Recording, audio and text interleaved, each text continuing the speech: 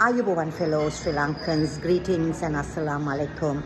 Yesterday, I was so disturbed to see a mob of protesters opposite the Chabad house protesting against the Jews.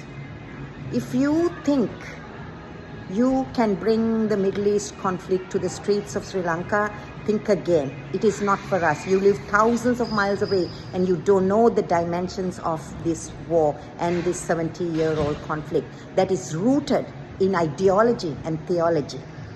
If you want to protest the end of the war, protest against the war, I will stand with you. I don't want the war either. But remember, like we do, ask Hamas to end this war and call for the release of the hostages. That is an integral part of your that should be an integral part of your demand for the end of the war. And don't forget the contribution of the Jewish people. In the 18th century, Professor Van Dort translated the Quran into Hebrew in Colombo. And don't forget the contributions of the Worms brothers who planted the first tea bush in Sri Lanka and began the tea plantations. What are you protesting? The Jews? They are Ahl al-Kitab, they are people of the book. Pick your battles, dear friends.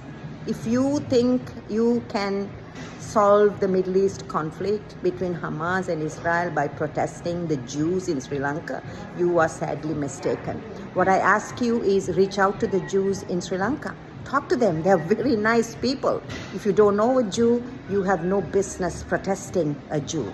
And besides, we are a 70% majority Sinhala Buddhist country. It's time to embody some compassion and reaching out and end this hostility.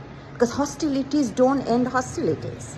Only ending hostilities can end hostilities. So the Sri Lankan Muslims, I'm sure predominantly, who are threatening me because I support a statehood for the Jews in Israel, you have to get your facts correct.